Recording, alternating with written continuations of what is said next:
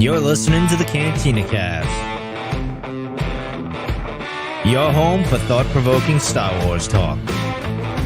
Join Avid and Jonesy in breaking down the latest news, trailers, movies, and of course, your favorite characters from a galaxy far, far away.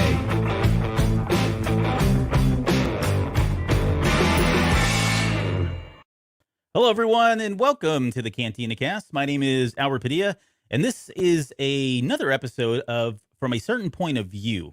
So if you guys aren't familiar with this is a series that we've come up with to kind of celebrate the 10th anniversary of the Cantina Cast, which we are in the midst of this year in 2021. And as part of this series, we thought we would kind of give back, if you will, to the community. We want to really bring the supporters that have been with us since the very beginning, or have been some of our more avid and strongest supporters of the show, and give them an opportunity to come on the air, talk about topics they want to talk about, kind of run the show, really, at that point. And so we're excited. We've got a really special guest that we'll get to here in just one second. But joining me tonight, as always, is Mr. Jonesy. Jonesy, welcome to the show. How are you? Thank you, sir. Doing well, man. New date, new time. People like this 8:30 thing. Even Mike's not in bed yet. Really? It's amazing. Yeah. I mean, he's still not here, but I mean, he's not in bed yet. Right. But yeah. This is going to be exciting, man. Josh is, Josh, I just ripped the Band-Aid off. Imperial Moonwalker, Josh is one of the folks you and I have known the longest when it comes to Cantina Cast, and been a huge supporter of the show since day one. So it's awesome to be able to have him on the show, and some of the other folks we've had, just everyone's been with us for such a long time, but yep, it's really cool. Josh being out there, and he's a Texas boy, just like us. I mean, you're mostly a Texas boy. So, I mean, yeah, for the most part, I am. For the most part, you got here as fast as you could. That's all that matters. But we should just bring him on in. Let's do that, because there he is. You guys know him from the Film Appraisers. He's one of the hosts there. You also know him probably from Discord as Imperial Moonwalker. Hence the shirt tonight. Pulled it out just for you, Josh. And hey, welcome to the show. How are you? No, thanks for having me on. It's always great to be on the Cantina Cast. And happy 10th anniversary, Cantina Cast. That's awesome. Yes. Really happy to see that happen. Yeah, it's been quite the ride. At least I haven't been here the full 10 years, but as long as I've been here, it feels like 10 years. So every week, every week, it's like another 10 years went by. 10 years added on. So just quickly before we begin, I kind of want to start the show. We've been starting these shows with this. Give us a little bit of your background, I guess, with Star Wars, how you got into it, that kind of thing. What sparked the interest of the flame there for you? Yeah, like every good parent, you introduce your kids to it, right? And so that was something that my mom and my dad actually liked it. My first introduction to Star Wars was Star Wars proper when they played it on CBS. Actually, I think we talked about this at one point. We did, yeah. CBS aired it, and it was the same day that we got our first VCR. So the stars aligned, and I had that videotape up until probably a few years ago. I can't find it, but that was my introduction, and it never died. It had always been strong, and it's still going. Nice. Well, and you've picked a particular movie here, or a particular scene to talk about, and we've called the name of this episode "The Surrender of Luke Skywalker," which almost sounds like an adult novel. But I started thinking, I was like, that sounds a little Danielle Steele. By Danielle Steele, yeah, exactly. But for this episode, you picked the scene where Luke surrenders in Return of the Jedi. How does that? I know this seems pretty powerful to you, obviously, but in terms of like how that ranks against the all the other movies, does Return of the Jedi kind of float to the top for you? Is it you find it's kind of in the middle, down the bottom? No, it's towards the top. Yeah. In fact, my two favorite scenes in all of Star Wars come from Return of the Jedi. My all-time favorite is where Luke ignites the green for the first time and battle on the skiff. There's nothing beats that. Yeah. This is actually my second favorite scene of all time. And it's just from the emotion of it. I mean, you finally get Anakin behind the mask, and it's not Vader's hate or any of his deception or anything like that. It's truly a slice of Anakin. But I also like how we get a little bit of some like subverting expectations. The scene before this one is Luke and Leia's scene, and so it's really emotionally charged. And then as soon as that scene's over, you come to an Empire, led scene, which through the whole trilogy we've been conditioned that an Empire led scene is going to be negative or have some kind of connotation. Yeah. But it doesn't. So it completely subverts your expectations. And so for a couple of those reasons, yeah, this one's up at the top for me. All right. Well, we're going to get into it now. And I've got a little, I'll pull it up so we can watch it. Hopefully we don't get hit by the, all these sensors or not the sensors, but the algorithms from like YouTube and those guys here. Let me get this on here. Hopefully they'll let us kind of play with this, but, here's the beginning of it right now. And I know the very first thing we kind of want to talk about is just this setting, right? You've got the Death Star at the very beginning here. Still under construction. I think at this point in the movie, we've already seen it before, but the fact, just the way, from the way the camera pans, right? The technical aspects of this are I thought were always really cool. You get that Lambda class shuttle landing, and we get the Walker for the first time since The Empire Strikes Back. Mm-hmm. And so I know you wanted to kind of talk about this in general, but what was it? Was it just the fact that we'd seen it at Empire, now here it is in a totally different environment, or the fact that, and your background is in engineering, so I'm sure there's probably some like engineering angle here that you liked in terms of the way the construction and the thought process went into all of this. But what was it about this particular opening piece that you enjoyed the most?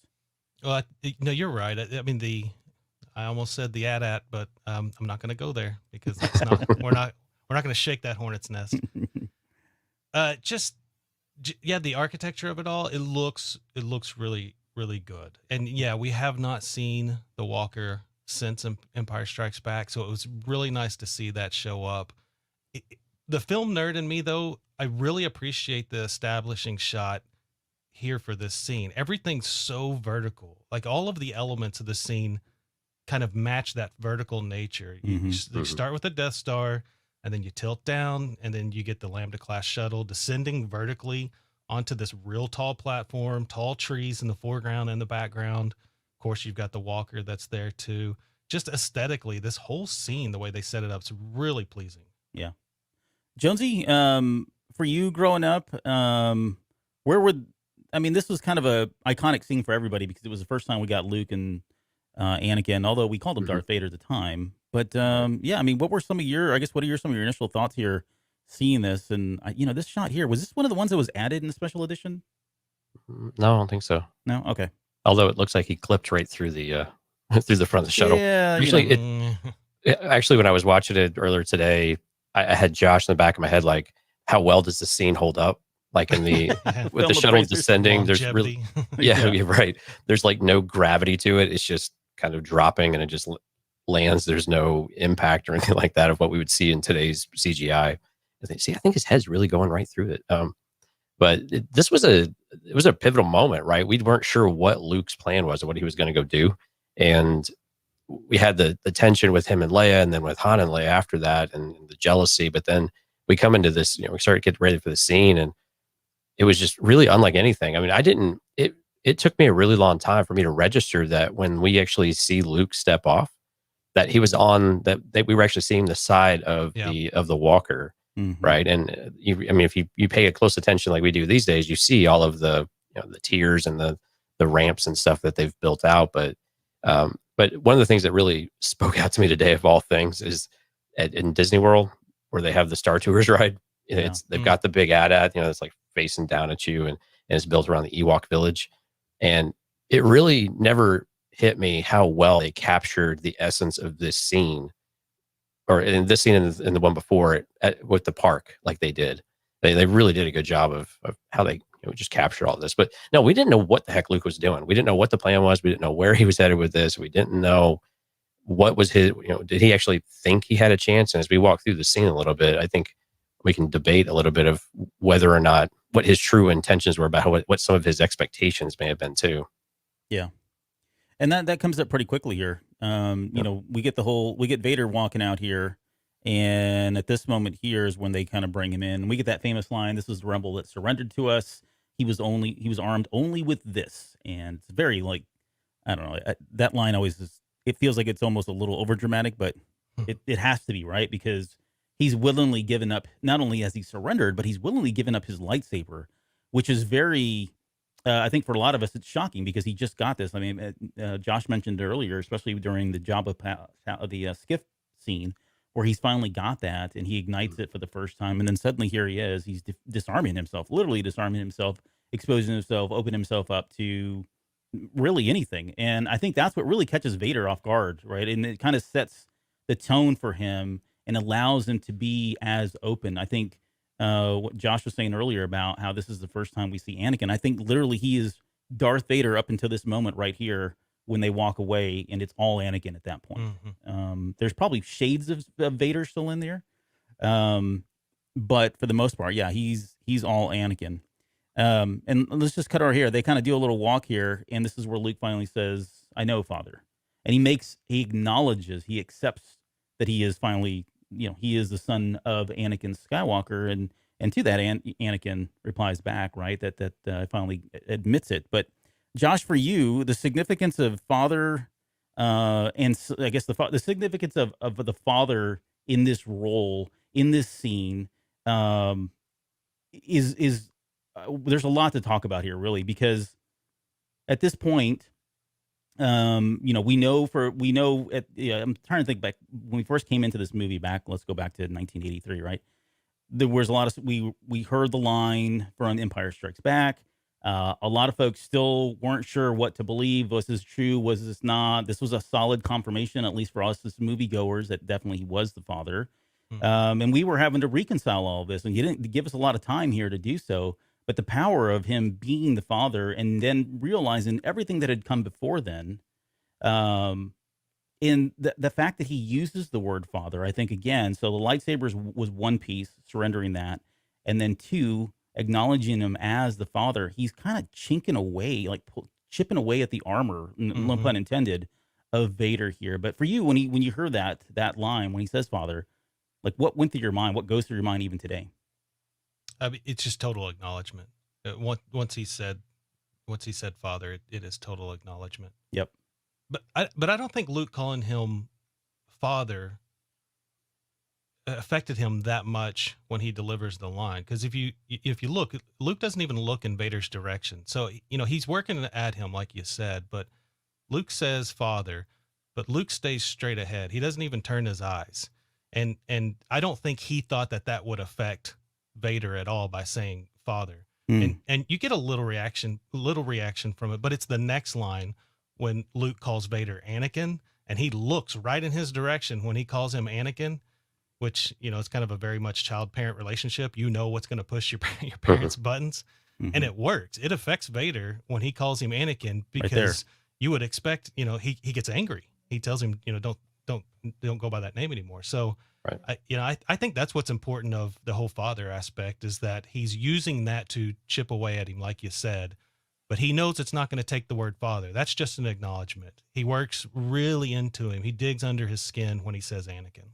Right. And I think this is one of those moments where you get the true Anakin. He almost, when he acknowledges that when he uses the word father, it's almost gloating, so you accept, the truth. And then like you said, then he leads into this, and then you get the Anakin just pendulum swinging of, that righteous fury kind of coming back, of setting him in his place, that no, this is no meaning for me. Doesn't mean anything. Never use that again. Shake my finger at you, but with a lightsaber.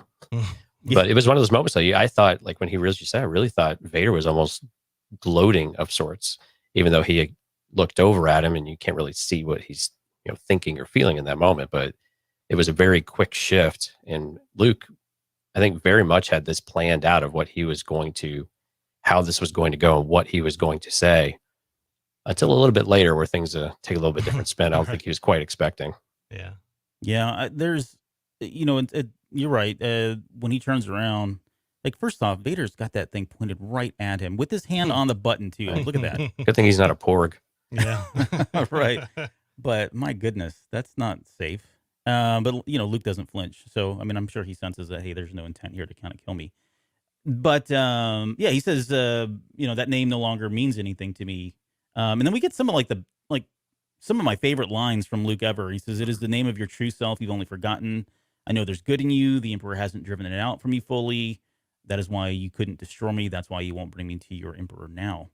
And I want to talk about that line specifically, about why he says he won't bring you to his emperor now, because I mean he does. He takes him to the emperor. Does he, Josh? I guess for you, did he mean just like, okay, he's not taking him right now, like he wants to have a conversation, and so therefore, because he wants to have a conversation, there is a chance that Anakin really truly is in there, and that there is that Luke believes that his father believes that there is a chance for him to kind of turn to the light side before they go to the emperor. Yeah, I totally think so. I think it's already started with Anakin, and we're going to see in a few more instances here where Anakin's already coming to the forefront. Yeah, I don't think he had any intention of doing anything ill will to him at this point. I mean, there's always a chance, but I don't think he had that intent. Especially not try to destroy him like he talked about in the previous episode. So do you think he was trying to bait him though with take me to your emperor because that's his intent is to face the emperor, or do you think he's really just trying to spawn an argument with him and to just bring more of the conflict out? Luke probably knows Anakin's not super bright, right? He's not the brightest. And I think Luke I don't think he's baiting him, but I think he knows that he's going to take him to the emperor one way or another. And he's going to get her through Vader. Right. And turning his back on him is really, it's really Ballsy. telling. I mean, yeah. Well, it's that Skywalker confidence, right? Or overconfidence. Yeah. Well, and it's funny too, because I was going to make that comment when you guys had talked about Vader gloating, but I mean, you think about it, these guys, look at them. They're both like arrogant and bold about what they're doing, right? This is all that Skywalker blood that's coursing through them. And then Luke takes the upper hand. I completely agree when he says, calls him out as being Anakin. The other thing that I want to talk about too in this scene is if you read the original script right at this moment here, hold on, right there. The script says that he actually looks at Luke's black glove, which I don't know how that happened. And then he looks at his own black glove. And so he kind of puts two and two together that, okay, this is, hey, we're both wearing black gloves and this is my son. To which he then ignites a lightsaber, and he says, I see you've constructed your lightsaber. It says Vader ignites the lightsaber and holds it to examine its humming, brilliant blade. And he says, your skills are complete. So Luke doesn't really have much of a reaction here. I mean, he seems pretty stoic. He seems pretty confident. But I got to think there's a little bit in him that really was kind of like... Fast forward a couple frames here. I don't think that looked... Well, right there. That don't look too confident. No, Yeah. That was unexpected, I think. Yeah, I think he was confident that, hey, I'm going to turn my back to him, even though he's holding a lightsaber, and he's not going to do anything. But then when it gets ignited, I mean, you can just see it there. He's looking. He's like, I don't know. Maybe this isn't such a good idea. Right. Which is interesting, too, because if you back up a few frames, we get an instance where after Luke tells, he points the lightsaber and says, no longer go by that name. Mm-hmm. And then the very next shot after that is really interesting because we get more feeling from Vader. So we talked, he says, no, that name no longer has any meaning to me. And then it's the next line from Luke. That's the line that I think really affects Vader. I think we as a viewer know that because the camera is going to linger on Vader's face while Luke's talking. And I mean, in filmmaking, that's a classic sign. Whoever's talking is getting the person that getting to the person we're seeing. So it's shown for a reason. But that shot lingering on that line, I know there's good in you right there. Mm-hmm. That's where he says it. And the camera stays on him. So I like anyone who doesn't want to accept the truth, he changes the subject immediately. Right. And then lights up the lightsaber. Like he doesn't want to deal with those feelings that he's dealing with. And so he lights it up. And unfortunately, Luke doesn't know that thing, and he doesn't know what's going on in Anakin's head. Well, so Anakin's I can understand that fear that's coming through his eyes right there. Right. Anakin's probably thinking, God, you're just like your mother. Yeah. Right. Should have seen her on Mustafar giving me a hard time. Don't make me choke you. So, Jonesy, I'm going to put you on the spot with this one about this line about your skills are complete. And it's curious, huh? Yeah, well, it's always been curious, and I know there's countless ways that I think we've tried to rationalize a lot of Luke's training and what some of these lines mean. I know there's the one where he says Obi-Wan once thought as you did, right? These kinds of lines that we just assume things have happened, things have been said. But him saying that he's constructed his lightsaber and that his training's complete. and that he says that you are as powerful as the Emperor has foreseen. So, and it almost implies that because he's constructed a lightsaber, he is more powerful in the Force. And I don't know, I never really equated. I mean, yes, the weapon is deadly, the weapon is powerful, but it takes a certain measure of skill in order to wield it and to make it as powerful as it possibly can be. But any thoughts around there in terms of why he's kind of like jumping to the conclusions about, wow, this guy is really complete. He's done. He's gone through all of his training. He's probably at what, a level of a Jedi Knight, maybe not a master. Right. Yeah, I think some of it is curious, and I think some of it we've had 40 extra years of other input and knowledge to water this kind of moment down. At the time, if we kind of flash back to when we really first saw this, we weren't sure what the transition was like between younger Jedi. We didn't know what Padawan was, I don't think, for a long time. From a younger Jedi to a knight to a master, we didn't know what that was. And so for this, it was very much the construction of a lightsaber seemed like that rite of passage moment, right? That was when you really became a knight and you became kind of your own. You did something on your own, and it was a very thing. So I think it was probably part of the kind of original thought, but I think also is that Vader's probably just feeling the power emanating from him as well. And I think some of it is also Vader probably feels a lot of the same. I mean, because they have very similar, emotions and reactions to things, and just the way they approach it is just very, for lack of a better word, kind of blood oriented. Mm-hmm. And so I'm thinking he's probably sensing all of this, but is the training complete? We didn't know he did some backflips and some climbing some ropes. So, I mean, that was pretty cool, I guess, but it was really curious what constituted training back in these days. And I think some of it might be just a bit of reverence and you did this all on your own, and this is where you're at. And he fought him very well in Bespin, right? I mean, Vader was impressed with his ingenuity and with his resourcefulness, and just wouldn't quit, and it was like Captain America type stuff, right? Just keep getting up. And so I think it's those moments cumulatively that helps Vader come to this moment of, yeah, you really are a force to be reckoned with. And the Emperor sounds like he was probably right. Yeah. So I want some speculation from you, Josh, if you've got it here. And again, I don't mean to put you on the spot, but you know what? This is your show, so you're going on the spot. That line of the Emperor, maybe you are as powerful as the Emperor has foreseen. I've always wondered about that line too, because Vader and Palpatine spoke quite often. We know that, especially now with all the comics that have been out, they were in constant communication. I mean, we assumed it, but now we've seen it, right? We've seen it from a canon perspective. But do you ever think that they had this conversation about Luke Skywalker, and to what detail did they have? Was it Palpatine saying, hey, your son's coming back and he's going to churn you and you're going to chuck me down into a reactor? Was it very specific? Do you think it was more broadly, hey, there's somebody that's going to be real powerful and we're going to kind of twist him as an ally for us, as he said in Empire Strikes Back? Because by the time we get to this movie, at least for me, it is. At the very end, we get a confirmation that the Emperor has always wanted Luke Skywalker and wanted him to churn and kill his father so that he could, quote, take his side, place by my side kind of thing. But to what extent do you think they had that conversation? What kind of detail do you think Vader had coming into this scene here about what the Emperor had foreseen? Was it general? Was it specific? Do you think what was kind of there for you in your head anyways? I just don't trust that Palpatine told Vader anything. Right. A guy in that much power. I mean, you think about in the corporate world of people who have kind of a corrupt power. They hoard information themselves. Well, a guy like Palpatine's trying to rule the galaxy, and I just don't believe he told Vader. I mean, he treats Vader like dirt. Yeah. I'm very little into the new Darth Vader series, but the comic version.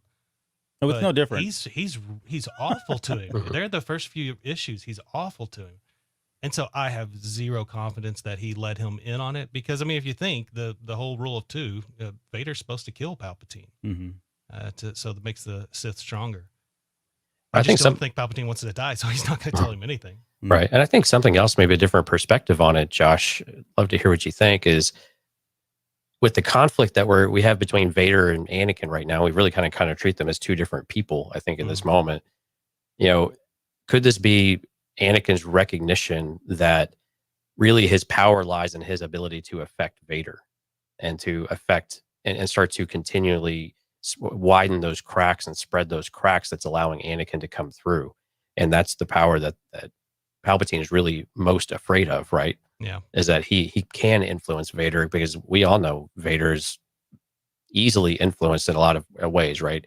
He can easily be ruled by emotion, and he's had this void in his life without Padme for so long that now he's got Luke, and he will do anything he has to try to have this father-son relationship, whatever that actually looks like. But I'm wondering if that was Palpatine's his largest fear, was actually just Luke getting into his head. Probably. I mean, as far as we know, Palpatine has already seen the splinter in Anakin. I mean, he did so in Kylo, well, through Snoke, but he did so with Kylo, right? So he may be thinking, I got to get rid of this guy and bring in, fresh blood here. Right. And we definitely saw it, right? With the conversation between the Emperor and Vader, when he asked Lord Vader if his feelings were clear, and Vader almost in a spatting type of way, he will join us or die, right? Right. Yeah. I don't know that he had. I never believed he had the conviction. I mean, he was saying it. I'm sure he's good at faking it. I think we know that, right? But yeah, I never really believed that he was ever going to truly kill him.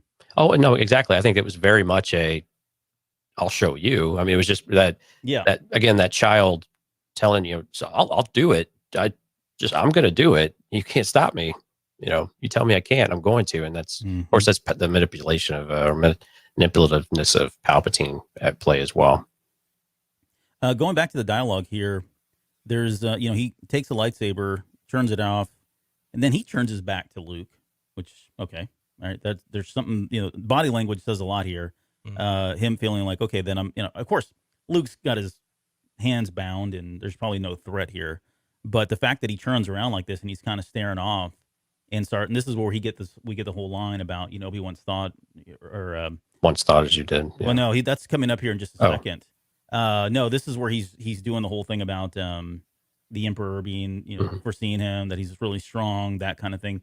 And he's kind of staring off. And that's what, when you see him saying these lines and he's kind of looking off, in my mind, he's picturing some kind of conversation or some vision that he might have had, or some vision, whether it was true or not, some vision that Palpatine shared with him to scare the crap out of him or manipulate him in some way. It's, again, I think you're right. It's really hard to understand or even trust anything Palpatine says. So you never know really what's true. But the way he's kind of just staring off here and talking about this stuff. And then this is where Luke kind of steps in, and you can see him. He's got a lot of determination in his mind here, at least in his face.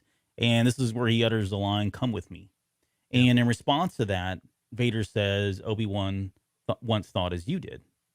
And I know on this show, it's been talked about a lot here, but Josh, I want to get your perspective on what was it exactly that Obi-Wan, that he's referring to here when he says Obi-Wan once thought as you did? Because I think it can be taken a couple of different ways, but what's your opinion? I think it makes me super excited for the Kenobi series. That's right. What it does. Yep. That's what it does. I foresee in that series, we're going to get Vader and Obi-Wan in a showdown. I don't know how much of a showdown, but kind of like Ahsoka before him, trying to be emotional with Anakin and try to bring him to the light. But I mean, it's not going to work because, we've been told, even from Filoni, we've been told the only thing that can save Anakin is the love of his son. So I think we're going to see something in the series where an instance or an encounter, and I think we'll find out a little bit more about that line. I totally agree with you. It's kind of that, from Kenobi's or from Obi-Wan's perspective, is that second chance to try to pull Anakin back, right? He failed on Mustafar because he was just so angry with everything going on, and quite honestly, probably very confused. I mean, he did commit a lot of genocide, murder, but I mean, so it was a really busy day for him. But I think I agree. If they're going to meet, this scene has to be part of that interaction, right? It's almost it has to be a guarantee that there's got to be something to fill this gap and help explain this. And that's been like the one thing I've been really nervous about, the Obi-Wan Vader aspect coming back into that show.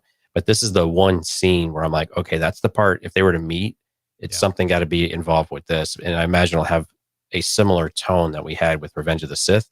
Although the more I think about it, we might get a very different angle from it, or the approach of Obi-Wan. And it'll be curious just how how flexible Vader is with that, or if he just completely shuts it down again and just goes on the attack. But again, and also, last met I was the learner and you were the master. Right. So I think we're getting in for another Vader beatdown. Yeah, I think so too. I think both of those lines are going to play heavily into what we see. So do either of you think this is going to be, I'm going to call it a reoccurring theme where it's more than one attempt, multiple attempts, or do you think it culminates in one attempt that causes Vader to say Obi-Wan once thought as you, or do you think it was a series of things? Josh, what do you think? I think it's one. Just we're one? going to see one instance. It's more impactful if it's just one. Yeah. Build all of it up and then give us the delivery, right? Yeah.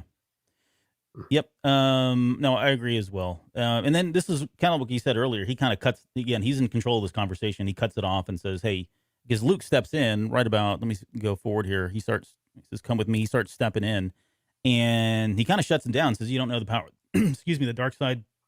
I must obey my master. And he says, I will not turn or you'll be forced to kill me, which I think he's bluffing.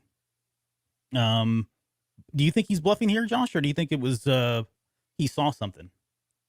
It's hard to tell. I mean, it's very possible.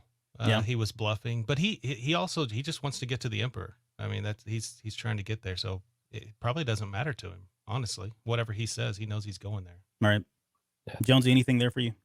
I think he's, if anything, he's calling Vader's bluff, right? Or he thinks he's calling Vader's bluff. You won't take me to see your master now, and then now he's giving him the chance to go and. If you're not going to take me, then you're just going to have to kill me because I'm not going to turn.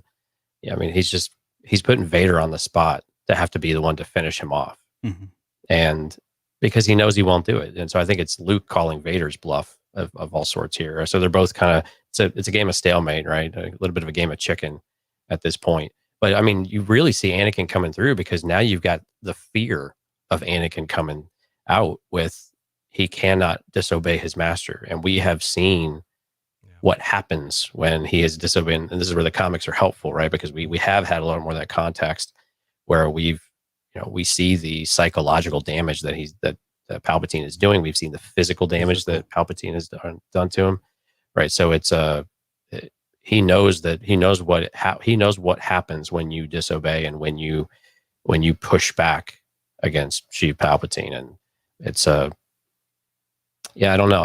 At this point, though, I think Luke is also trying to appeal to the side of a father wanting to save his son in a certain respect too, and so it's a bold move, Cotton. I think, Luke's really putting it out there, and he attacks him hard, right? I feel the conflict of when you let go of your hate, and has just such conviction in it, and he's so certain of what is going on, and he can just feel the roiling inside of Anakin, and but for whatever reason, Anakin is just not able to get there until, of course, much later when the chips are all the chips are on the table. Yeah, I mean, this, and the way he says it right here, this is the line I'm kind of going back and forth. This is where he says, "I will not turn, and you'll be forced to kill me." And again, there's a bit of swagger. I mean, he's very confident in the way he delivers that line. Oh, and Vader gives it right back at him. Oh yeah, he's like, "Well, fine, if that's your destiny, okay, right?" I mean. Kid, punk, whatever. Yeah, because I said so. Because I said so. Yeah, I don't need to explain anything to you.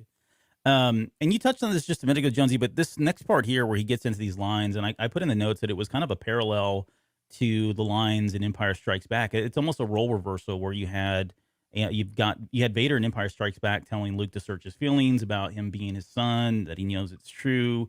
He can feel the conflict in him. And then here it is, Luke completely turning this around on him and saying, search your feelings, father. You can't do this. I feel the conflict within you. Let go of your hate. It's all mind games, right? And it's all the same stuff that his father did to him, and he's trying to use it on Vader. And his response to it is, "It is too late for me, son. The Emperor will show you the true nature of the Force, using it your master now." But the way he delivers that line, that it is too late for me, son, it's very sincere. It is. Yeah. And I've always loved the way he delivers that line, because he turns around like 3 seconds later and is back to being a jerk again. But that's probably been the most disarming we've seen, or the most open we've seen him. Even if you think about like stuff that was happening in Clone Wars and we didn't have a whole lot we've got some moments in the Vader comic, especially when we're in the mind of Anakin Skywalker, we see moments like this. But on screen, I think this is outside of the very ending of this movie, that only the real time that we've ever actually seen that. So Josh, for you, I guess, I guess your thoughts on that's, Luke pitching this to him the way it was given to him in Empire Strikes Back, and then Vader's response on, being too late for him and acknowledging him as his son. I mean, again, it starts with father, ends with son, but your thoughts there. Well, whoever picked up on the symmetry between those two scenes, bravo, because I had never thought about it in that way, but it is. I mean, the symmetry between those two scenes is wonderful. There's a lot of lines between both. Some of them in a slightly different way they're said, but the same idea. Don't make me destroy you by Vader on Cloud City, and then that's why you can't destroy me, or that's why you couldn't destroy me by Luke on Endor. And then if you only knew the power of the dark side by Vader, and then he says, hey, you don't know the power of the dark side. It's just, there's so much happening in both of those scenes. Yeah. It's really nice. And then what you talked about, the search your feelings, you know it to be true. It's like father and son on Cloud City, and then father and son on Endor, and Vader trying to convince Luke to join him, and then Luke trying to convince Vader to come join him. It's really well put together, and I had not thought about it like that before until I watched each one consecutively, and it's good point there. But we should throw that up there somehow. We'll do that. And all the free time that we've got, Jonesy, we'll put that together in a video somewhere. I think the other thing interesting is when you look at their conflict in Cloud City, it's very much like a father and their teenage son. But when we come to this, now this is the young man, right? Who is striking out on his own, probably still early, right? Maybe in his early 20s, but he's starting to figure out what it means to challenge your parent, but in a more productive way, and to challenge their ways and what they're doing. And that it's really telling that Vader gives up of sorts, or maybe it's Anakin giving up. And it really struck a chord with me because I was thinking about Master and Apprentice, the book, right, from Claudia Gray. And the line in there from Qui-Gon Jinn was, you have to choose the light because it's the light, right? You always have a choice. Yeah, every day you have a choice, but you have to choose. And we're going to talk about that tonight too with Bad Batch, because the same themes come up, right? And it's just one of those things. Again, I don't know that he's actually making a choice. He seems like he is deferring the choice because it's already made. So why would I go back and do anything different than what I've already done? So, and then, and again, just it's that fear, just that outright fear of Palpatine. It's just almost palpable here. No pun intended. Yeah. And that line, it's too late for me, son. I mean, kudos to James Earl Jones. So perfect. That. I mean, it's like, the line kind of starts here and it just gets like lower and just more heartfelt as he goes on. And even David Prowse, I mean, it's hard to act when your body.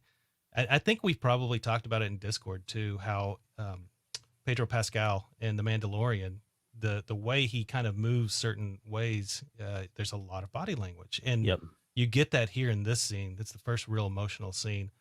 But yeah, that line, it does get me every time because it's just sincere. I mean, you can just tell that he knows that I'm gone. Like, there's no way you can possibly save me because of all the things I've been through.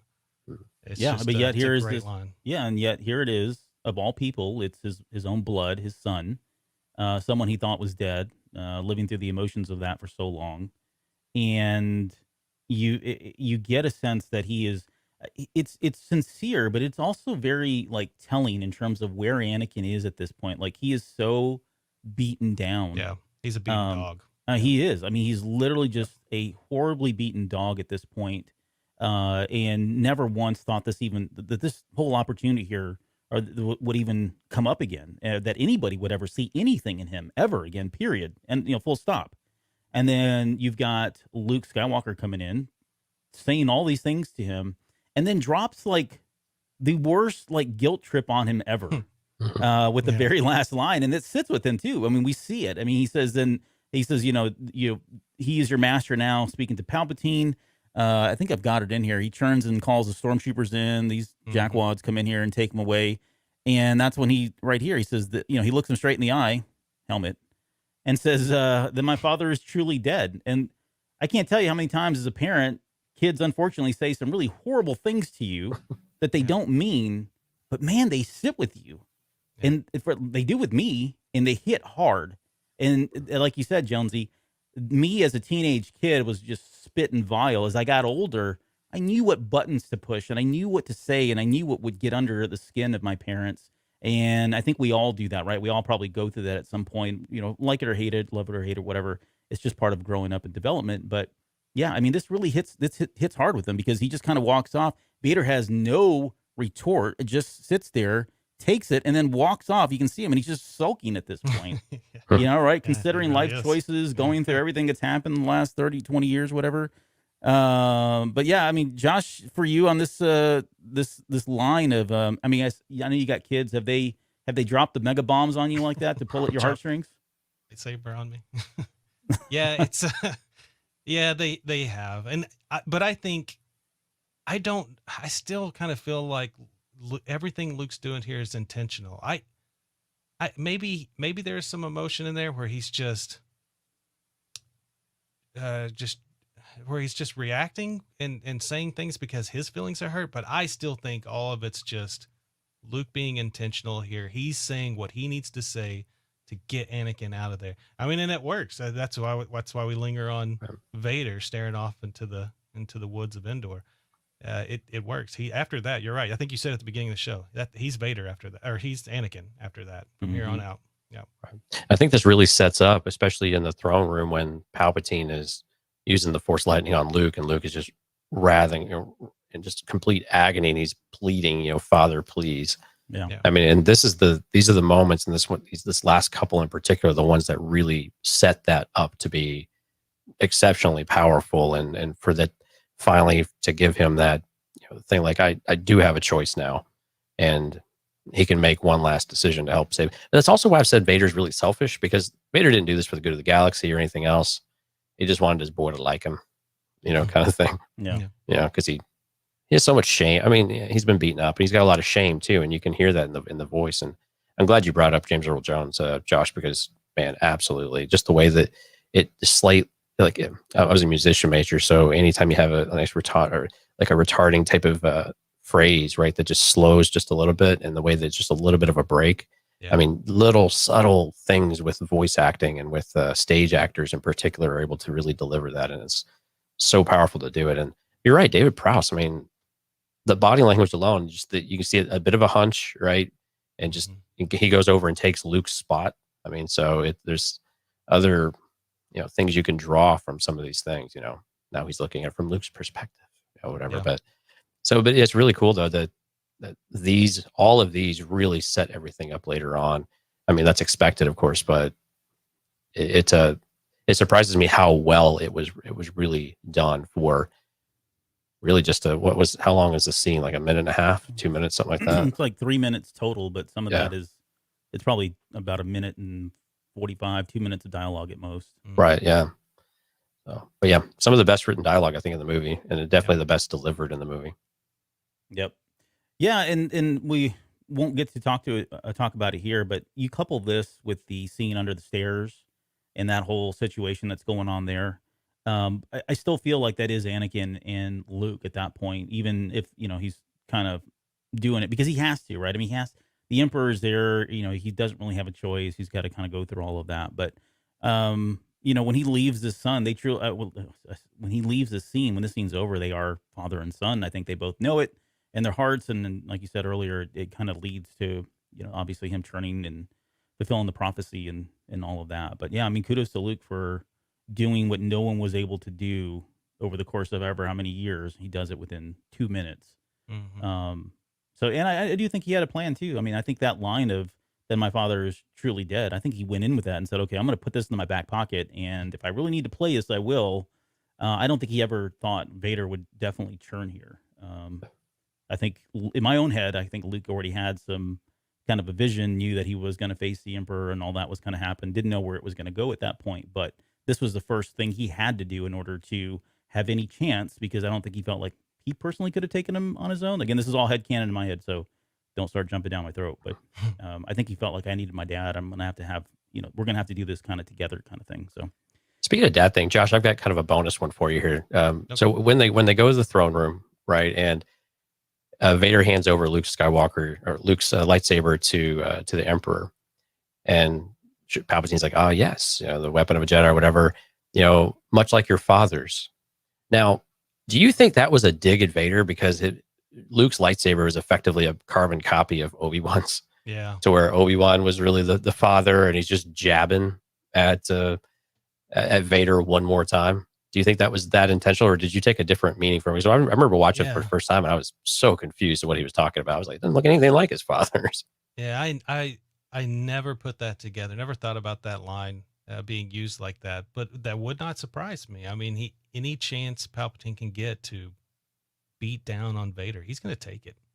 He's going to take it in front of his son, no less. Yeah. Even more That's brutal. Showing him up. Well, that's it. I mean, that's the whole scene. 3 minutes. We turned into a 45-minute show, so well done there, gentlemen. But Cantina cast fashion. Yeah. But yeah, I mean, this is, again, I really feel like this is it's a scene that we've been waiting for, right? The whole series for the most part. And it still sticks with you even to this day because of so many different things, whether it was the beginning of the end, the fulfilling of the prophecy, seeing them reunited for the first time since Empire, seeing them acknowledge the relationship between father and son, of course, with Leia now involved. And I mean, it all kind of just culminates up into then. And it is kind of sad in some regards for me. Like, it does end everything with the Skywalker saga, at least with Luke up until this point, but there's really not a whole lot that we get in the sequel trilogy or any kind of reference to a lot of what happens here. And that's, because it's its own story. But the moment's not lost. I mean, this was a pretty huge moment in the movie itself, especially back in '83 when it came out. And then of course the very last scene of it, but yeah, we're going to end the show there. Josh, thanks for bringing this topic over to us. Thank you for being a supporter as long as you have. I think you're like one of the oldest, believe it or not, supporters. Oh, wow. And I mean that in age, not in, no, I'm kidding. No, yeah, you are. You're like one of the oldest supporters that we've got right now. So even though you are part of the network, and yeah, you can always come on the show whenever you want. You've been on the show before. Yeah, we felt it was important to acknowledge the fact that you've been supporting the show long before you were associated with the network or even had your own show. So thanks for coming on here, and thanks for being a supporter of Cantina Cast. Thanks for having me. I wouldn't support it if I didn't really love it and enjoy it. And no, it's been great. You guys are doing a great job, so keep it up. Really happy with it. Right. Yeah. So folks, go check out the Film Appraisers. You can find them at eargluemedia.com/TFA or Film Appraisers. We have a bunch of different things out there. You can get all of their back catalog with Josh and our good friend Joe as well. They do a fantastic job. If you want to let folks know a little bit about what the Film Appraisers is about, Josh. Yeah. So what do you got going on next? So we actually recorded one today. I won't say what it is, but 1962, Frank Sinatra. It's one it's kind of out of our wheelhouse. We have not done one like this before. All right. So we get a lot of good feedback when we step out of our comfort zone. So we're probably going to keep doing that. Film Appraisers, we take a look at a film, have a guest or a listener bring it on, and we just look at it in different categories. We try not to say it's good or it's bad. We try not to do thumbs up, thumbs down, or 1 to 5 stars in multiple categories, and just try to see how much is it worth in each of these categories. And we do sling dollars. Fake money is always fun. Yep. But it's just really interesting to see some of the films that we have enjoyed over the years and where they actually stand, and some that we would never have expected that actually show well. Dead Poets Society showed well. Almost Famous, surprisingly, showed really high. Just little films like that make the show really fun. Yeah, which are both great films. But yeah, interesting that when you take it from that perspective, and certainly at that angle, right, or I guess that depth, it is interesting to see which films pop up. I guess Space Camp. Yeah, I mean, I don't know what's going on there, but is Leah Thompson's in that, right? Oh yeah, yeah. That's so. So was Joaquin Phoenix.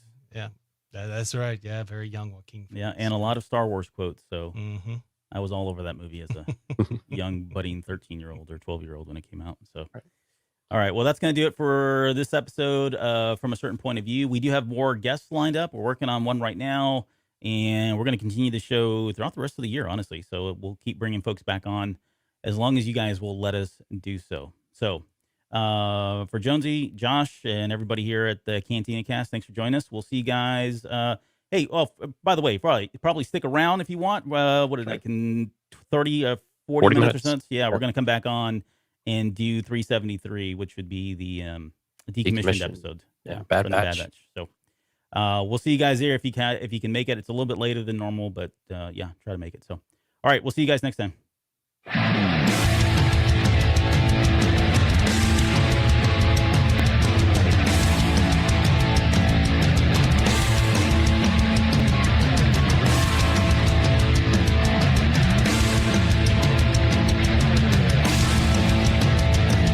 You're still listening? Wow, that's amazing. Well, I'm here to give you the disclaimer.